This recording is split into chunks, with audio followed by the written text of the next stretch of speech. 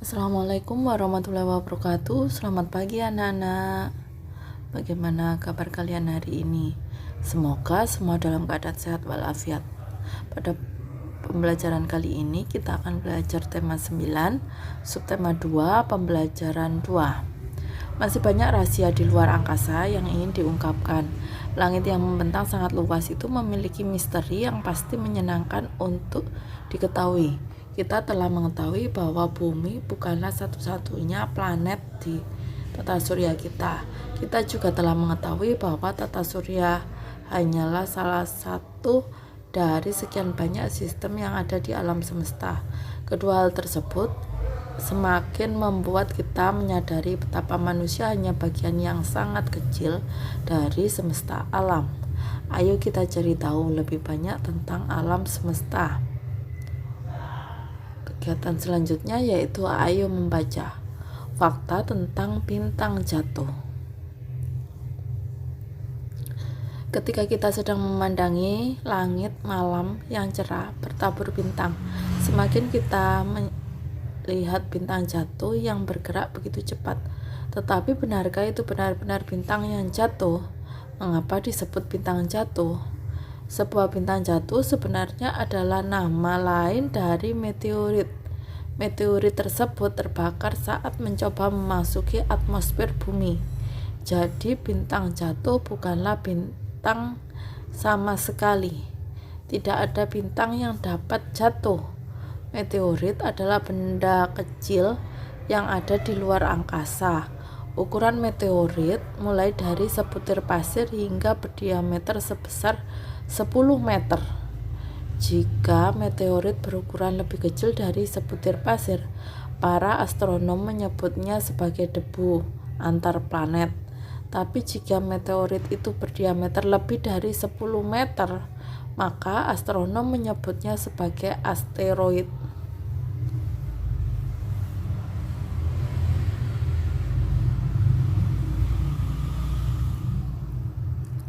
Meteorit disebut sebagai bintang berekor. Ketika meteorit memasuki atmosfer, ia akan membentuk ekor terang di belakangnya. Ekor atau garis terang yang ada di belakangnya disebabkan oleh meteorit yang bergesekan dengan atmosfer bumi. Gesekan dengan atmosfer ditambah kecepatan yang tinggi ketika meteorit memasuki bumi menyebabkan suhunya naik dan membuatnya berpijar. Meteorit yang berpijar tersebut tampak dari bumi seperti bintang yang bergerak atau bintang jatuh.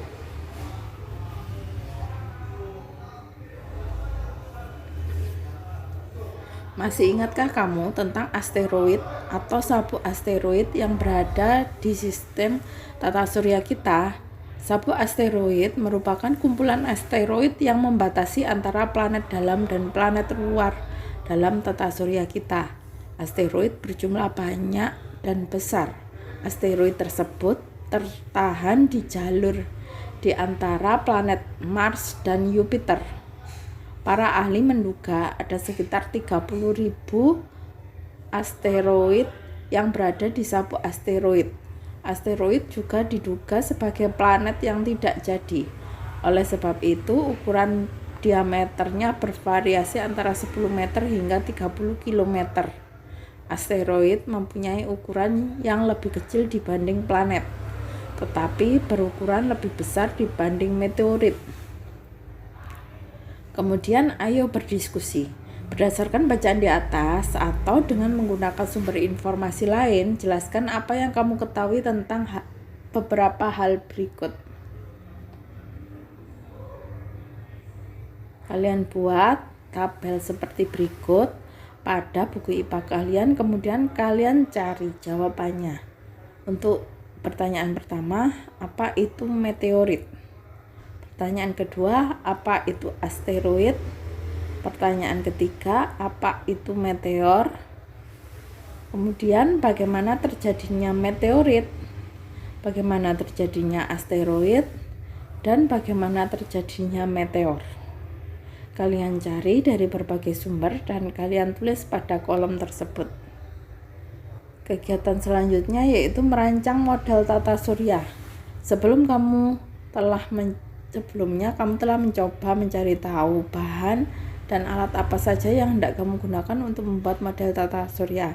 Dengan tambahan informasi yang kamu miliki saat ini, bersama dengan teman sekelompokmu, buatlah sketsa model tata surya.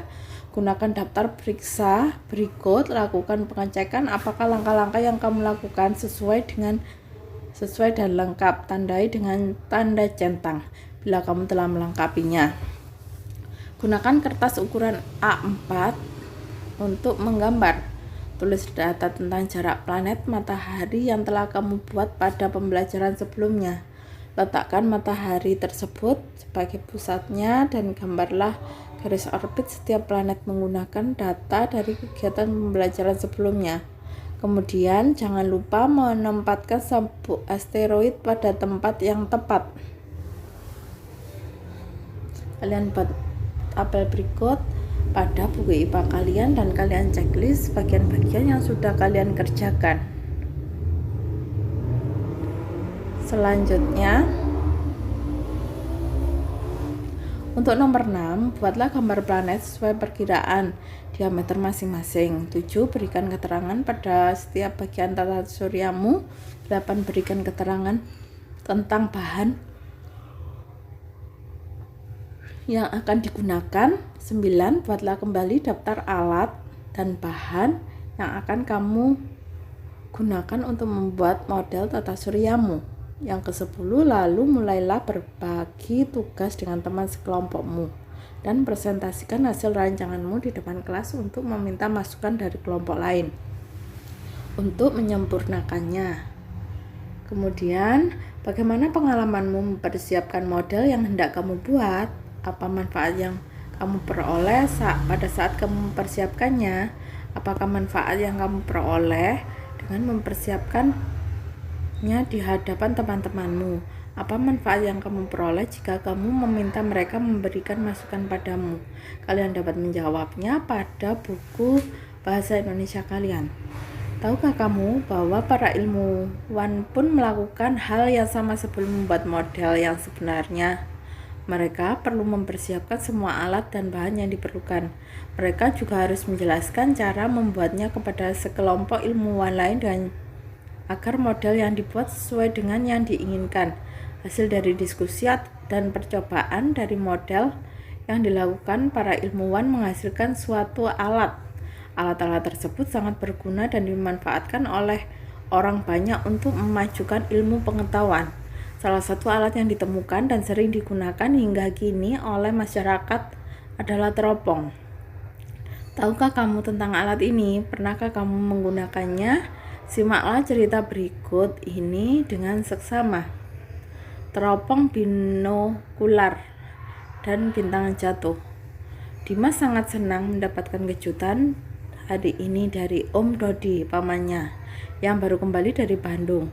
Dimas mendapatkan sebuah teropong binokular. Benda itu sudah lama ia idam-idamkan. Dimas tahu bahwa ia hampir tidak mungkin meminta dari ayah dan ibu karena benda itu sangat mahal. Tetapi pamannya yang bekerja di Poska Bandung sore itu membawakannya untuknya.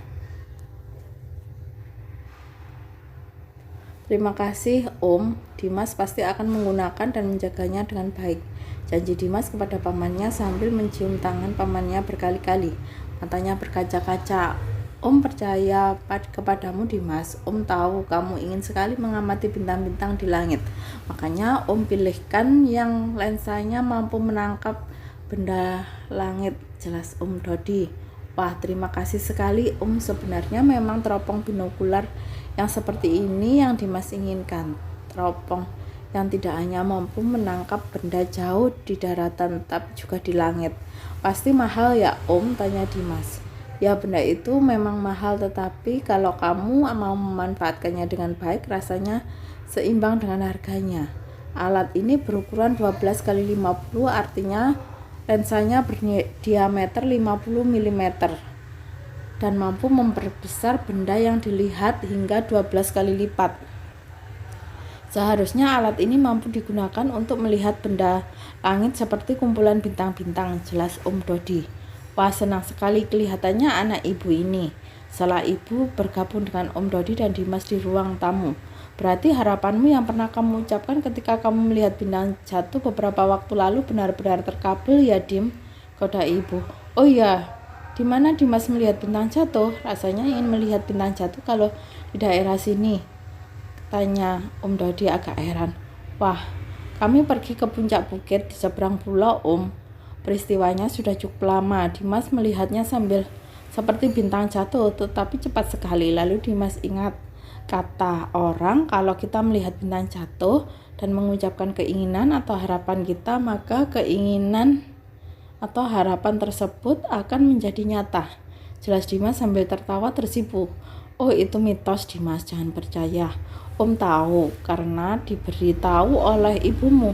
Ibumu mengatakan bahwa kamu sangat menginginkan sebuah alat yang untuk mengamati benda langit, kata Om Dodi tertawa sambil mengerling kepada kakak perempuannya. Ah, Ibu dan Om Dodi ternyata telah bekerja sama ya. Terima kasih Ibu, ternyata. Terima kasih Om. Dimas janji akan memanfaatkannya dengan baik, kata Dimas. Ya Dim, tapi jangan lupa dengan kegiatanmu yang lain. Ya, belajar mengerjakan tugas di rumah dan sekolah harus tetap diutamakan. Setelah itu kamu baru menggunakan waktumu untuk mengeksplorasi benda-benda langit kesukaanmu. Nasihat Om Dodi. Pasti Om, jawab Dimas sambil menunjuk ibu jarinya. Kegiatan selanjutnya yaitu ayo menulis. Alur cerita atau jalan cerita, sebuah tulisan fiksi membantu pembaca untuk mengetahui rangkaian peristiwa di dalamnya. Alur cerita biasanya menjelaskan masalah atau konflik dan penyelesaiannya. Perhatikan kembali cerita fiksi di atas, lalu lakukan kegiatan berikut ini secara mandiri. Buat tabel seperti ini. Judul cerita, siapa tokohnya, di mana peristiwanya, kapan, apa yang terjadi dan mengapa, bagaimana penyelesaiannya. Kalian dapat menuliskannya tabel berikut pada buku bahasa Indonesia kalian.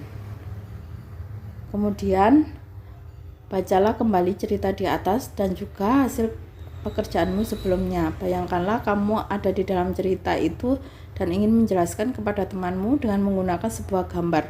Gunakanlah imajinasimu untuk membuat gambar dan menjelaskan cerita di atas. Gunakanlah kotak di bawah ini untuk menggambarkan, lalu berikan keterangan yang menarik di bawah gambarmu.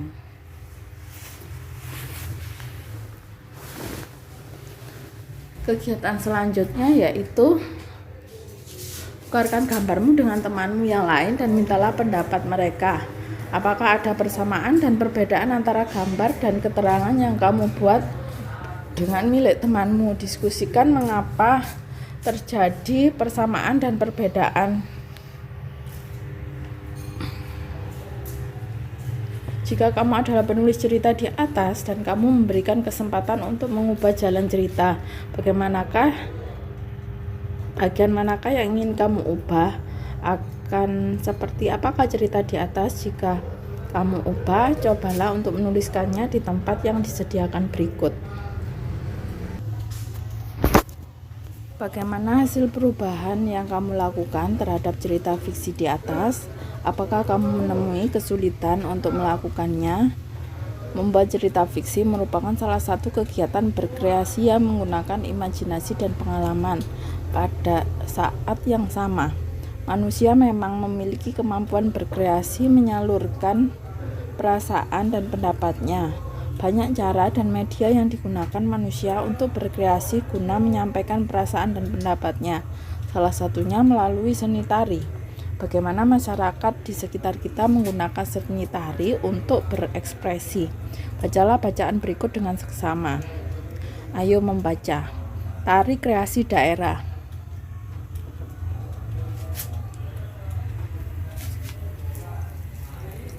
Tahukah kamu apa yang disebut dengan tari kreasi?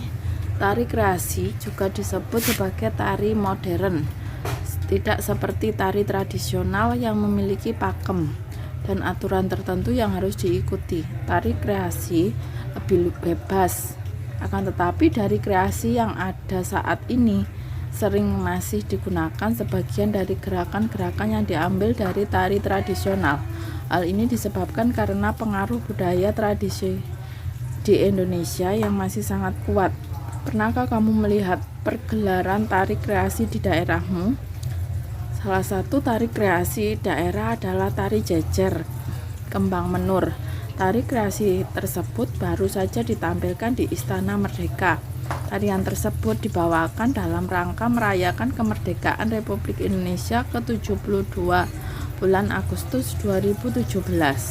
Tari ini merupakan tari kreasi dari tari gandrung. Tari gandrung adalah salah satu tari khas asal Banyuwangi, Jawa Timur.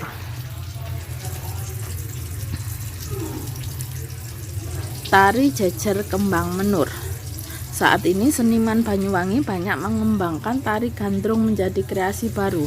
Namun demikian mereka tidak melepaskan beberapa gerakan dasar tari gandrung. Selain itu, properti dari tari dalam tari gandrung juga masih menjadi ciri khas. Tari gandrung sebenarnya merupakan tari berpasangan. Akan tetapi dalam pergelaran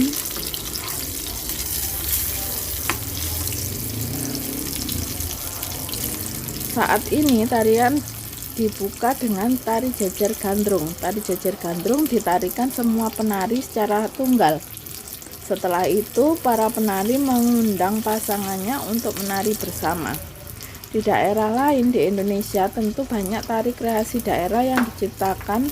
Tujuannya adalah agar daerah tetap lestari seni budaya daerahnya. Tari kreasi biasanya dibuat sesuai dengan perkembangan masyarakat saat ini. Beberapa gerakan properti tari maupun lagu pengiring dikembangkan menjadi lebih dinamis.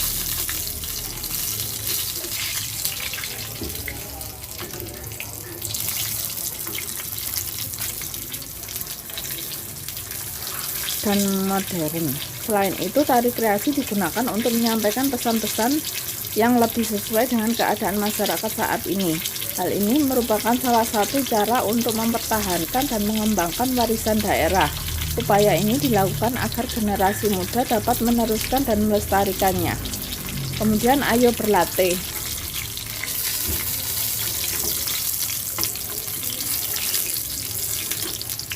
Bagaimana dengan daerahmu? Apakah daerahmu memiliki tari khas daerah? Adakah usaha-usaha untuk mengembangkannya menjadi tari kreasi daerah? Bersama dengan teman sekelompokmu, lakukan kegiatan berikut. Carilah informasi tentang salah satu tari kreasi daerah yang berasal dari daerahmu.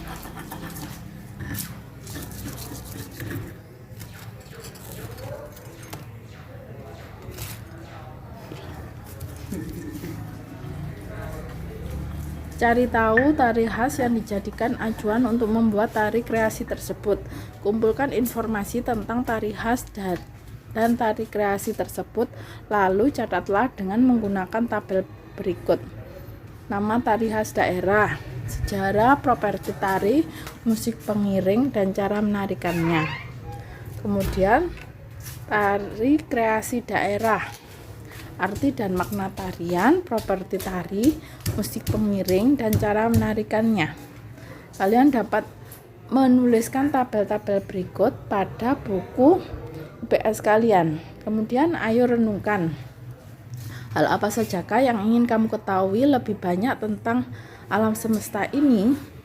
Sikap dan keterampilan apa sajakah yang menurutmu diperlukan untuk mencari tahu lebih banyak lagi tentang alam semesta? Kemudian kerjasama bersama dengan orang tua. Diskusikan dengan orang tuamu tentang asal-usul daerah mereka. Bersama mereka, cari tahu tari khas daerah orang tuamu, termasuk makna dan sejarahnya. Bandingkan keterangan dari daerah asal kedua orang tuamu dengan tari daerah yang telah kamu bahas sebelumnya. Adakah perbedaannya? Dalam hal apa sajakah?